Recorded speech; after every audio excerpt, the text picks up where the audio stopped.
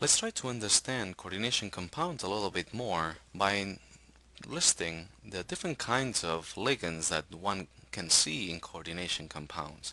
Typically, we have said that many of the ligands that you're going to see, they only have one point of contact. That's where the lone pair is. That's where it's going to bind into the with the metal, and so one ligand, one point of contact, the same coordination number. However, there are some cases where some ligands have different number of teeth or different number of points of contact, such a bidentate, which means dent comes from the Latin root tooth, so it has 2 points of contact. The ethylene diamine or oxalate, it's a typical example, but there are also EDTA, which has a 6 points of contact, and I'll show you a picture of what EDTA looks like. But typically, when a ligand has more than 1 point of contact, that will diminish the number of ligands, but will keep the same number of coordination, so the same coordination number. So this is ethylene diamine. We usually simplify it as EN, so make sure you memorize that EN stands for ethylene diamine. It has 2 points of contact because typically we will ask you for the coordination number and the number of ligands. So let's make sure we keep that one in mind. So here's a table where I can show you different examples of different kinds of ligands. Sometimes the ligand has only 1 point of contact. Notice that thiocyanate can work only as monodentate because there is no way that thiocyanate will bend, but it can either bind through the nitrogen or through the sulfur. The same for cyanide. Actually, cyanide only binds through carbon for a reason that you will understand in few days. But the same for nitrite ion. These are all monodentate even though they have 2 different points of contact. They just cannot exist both at the same time.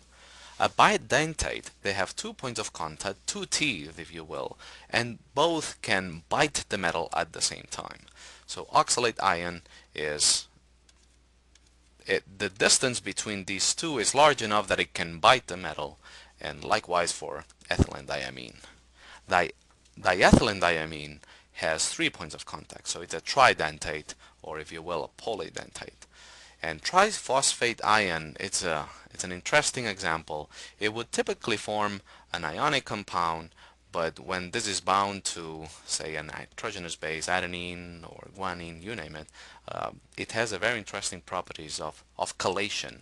And chelation is this property in which, here you have the definition, is you have a chelate when a complex ion containing a multidentate ligand. So when you have a ligand that has more points of contact, that has more teeth binding into the metal, that you have something called a chelating agent. And it has a specific name because a chelating agent is specifically more stable for thermodynamic reasons, for a question of entropy that we will discuss later. But you can imagine that you lose the freedom of one molecule, but you gain the energy of 2 points of contact. Something that you do not get when you have a monodentate. You lose the freedom of one molecule and you only get one tooth on the metal. So the chelating agent is typically a stabilization factor of the complex because of entropy. And we will talk more about this in the future, but I wanted you to keep that one in mind. And also remember the monster that EDTA is. EDTA has typically a charge of -4, but that doesn't mean it has 4 teeth, it has 6. It has 1, 2, 3, 4, 5, 6. Ethylene diamine tetraacetate ion. As you can imagine, it's easier to say EDTA. And also, bidentate or polydentate will give to specific isomerisms of a metal complex that do not exist when you have monodentate coordination compounds. Let me give you other examples of polydentate. One of them is the porphyrin that you may have seen in heme groups. Heme groups, typically iron and cobalt, bind in between in here, and that's very, very common in biology. So a lot of a lot of our enzymes, the cytochromes, contain iron there, stabilize, and there's room for oxygen binding into here, or a histidine or a tyrosine. So as you can imagine, this is it's a complex, it's a coordination compound, metal complex that has applications in health science. EDTA, you may be wondering how come that monstrous molecule can bind to put 6 coordination compounds. Well, think of it. There's a lot of flexibility, rotation in these bonds. So here you have it, the representation, if you will, in 3D for how EDTA chelates the metal.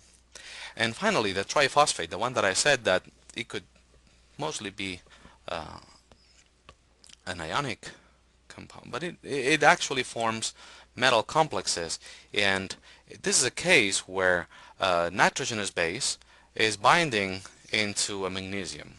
So wait a minute, just 2 videos ago you said that magnesium would not form metal complexes because it acts pretty much as a point charge. Well, the definitions that we are coming up here, they always have a gray area. One would still think that the interaction between this is mostly charge-based and water can break it. However, because of the complexity of the different kind of coordinations and the geometry that it brings, one in some aspects can say that it is a coordination compound. So why is that a coordination compound, even though this kind of interaction is mostly ionic? Well, because this is creating a chelating effect, and this exists as a molecule. On the other hand, for magnesium chloride, this does not exist as a molecule. In solid, forms a lattice of ions. In water, this can be broken apart. Hopefully you can see the subtleties of coming up with straight definitions, but that's what chemistry is about, and enjoying all these gray areas. So let's try to solve a simple exercise so that it can give us some information regarding the definition, the difference between a coordination number and the number of T that each ligand may have. So we are being asked about the coordination number. In this case, the complex ion is chromium and 3En, and that has a 3 plus. Well, if you remember, En stands for ethylenediamine. En is a bidentate ligand, and you have 3 ENs. That means that the coordination number is 6, and the charge on the metal, En, is neutral, therefore chromium is 3 plus. Alright, let's look at this one now. We have nickel, 1 ethylenediamine,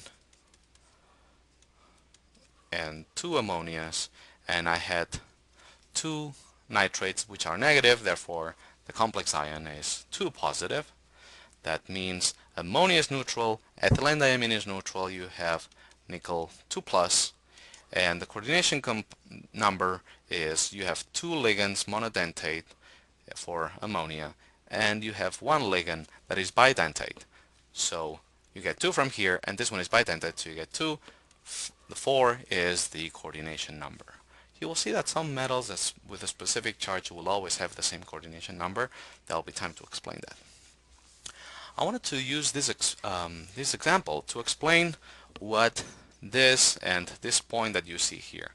These waters are not in an ionic form. They are not part of the complex because they are outside of the brackets. So these are called waters of hydration. And that only is possible in solid. So you can imagine when you have this is a lattice of ionic, right? The one is the potassiums and the other one is the chromium complex. I'm not going to write here. So sometimes the waters of hydration get inside the cell. So this is a cell, as you can imagine, replicating in the 3 directions of the space. So sometimes waters get inside, in here. Okay, so these waters, there's 3 waters of hydration for each of the formula.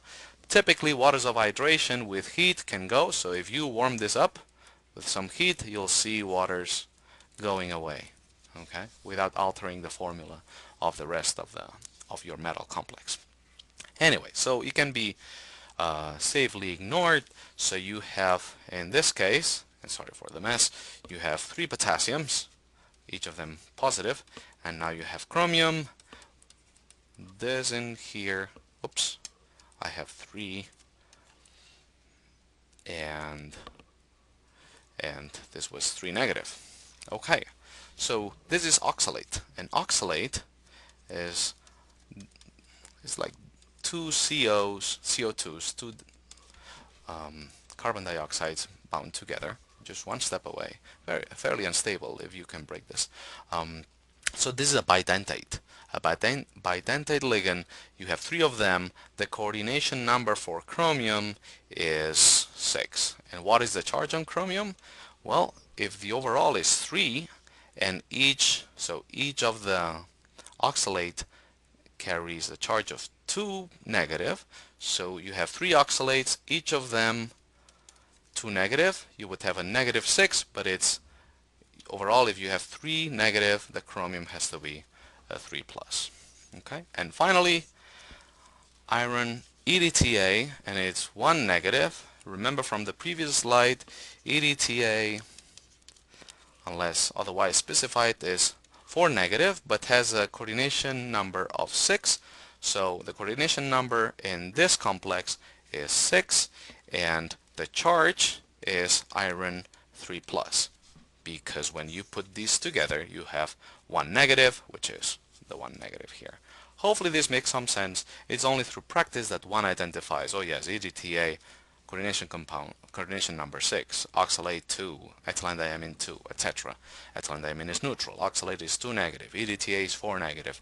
There's a bunch of things that you want to memorize in order to solve in a rapid way all of these problems.